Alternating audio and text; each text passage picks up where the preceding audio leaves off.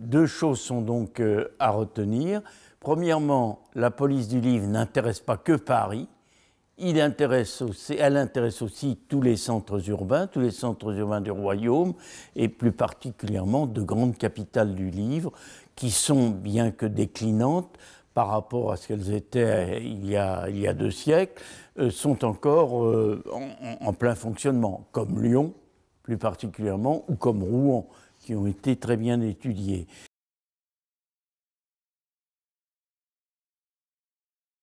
L'organisation est antérieure au XVIIIe siècle, mais elle est fortement structurée et mise en place dans la pratique à partir de Louis XIV et essentiellement à partir du rôle d'un des grands lieutenants généraux de police qui a été Larénie et qui a fait fonctionner le système de surveillance et le système en quelque sorte de la surveillance des corporations et en même temps de la production. Au sommet, vous avez la direction de la librairie.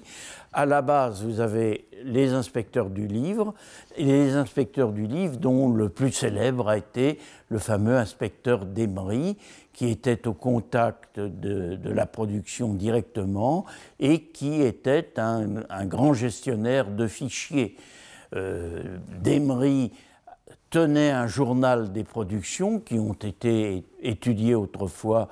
Ce journal de production a été étudié autrefois dans l'enquête sur livres et société. Et d'autre part, il avait élaboré un fichier des auteurs qui a été célèbre parce qu'on y retrouve tous les gens célèbres de la philosophie des Lumières, parce qu'on y retrouve aussi beaucoup de gens moins connus mais qui ont été importants. Le fichier de l'inspecteur d'Emery reste à publier.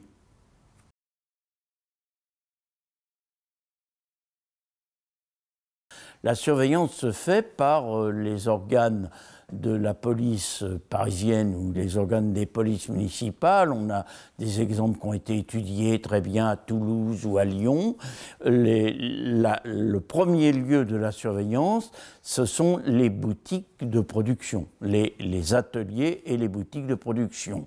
Les inspecteurs du livre se livrent à des rondes, ils ont des agents qui les informent, qui sont souvent des représentants du métier du livre, et en cas de problème, en cas de conflit, il peut y avoir saisie de la production, arrestation des coupables, etc. Donc la police du livre, c'est d'abord une surveillance des ateliers de production, parce que le nombre de ces ateliers ne cesse d'être diminué. Il y en avait au XVIIe siècle une centaine, au XVIIIe siècle il y en a moins de 50. Donc il y a une très forte concentration, ce qui peut encourager, non sans difficulté, des imprimeries clandestines.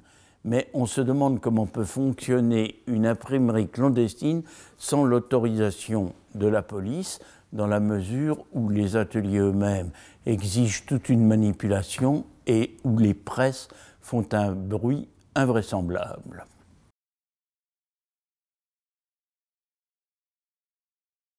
Alors, entre la fin du XVIIe siècle et la Révolution, les embastillés pour cause d'infraction à la police du livre, c'est moins d'1 millier de personnes. Donc on est loin de cette, en quelque sorte, pression extraordinaire qui est souvent évoquée de l'action du gouvernement sur la production dangereuse, sur les lumières, etc. C'est ce millier de personnes embastillées sont pour les 3/4 des gens des métiers du livre. Et leur peine, qui dépend de la justice extraordinaire, c'est-à-dire de l'action du lieutenant de police, ne sont pas parmi les plus dures, même si certains, en particulier certains auteurs, tout le monde connaît l'affaire de Latude ou d'autres auteurs de ce type, même si certains ont été embastillés pendant de longues années, ou d'autres la majorité s'en tire avec quelques mois de surveillance, soit à la Bastille, soit à Vincennes, et l'avertissement de ne pas avoir à recommencer et à se tenir tranquille.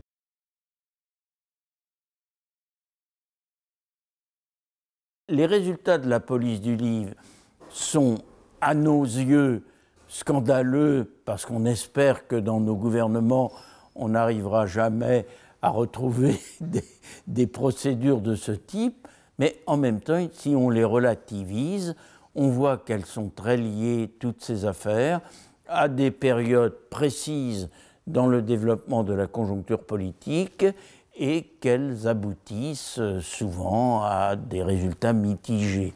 Il n'y a pas eu, sauf des cas comme l'affaire de Latude, par exemple, et de ses pamphlets contre la favorite royale, l'a entraîné à rester des années à la Bastille, ce qu'on ne peut que condamner, mais ce ne sont pas les cas les plus fréquents dans cette population poursuivie.